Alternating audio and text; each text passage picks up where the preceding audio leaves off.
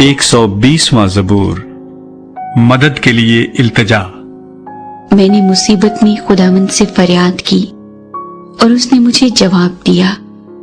झूठे होंठों और दगाबाज ज़बान से ऐ खुदावंद मेरी जान को छुड़ा।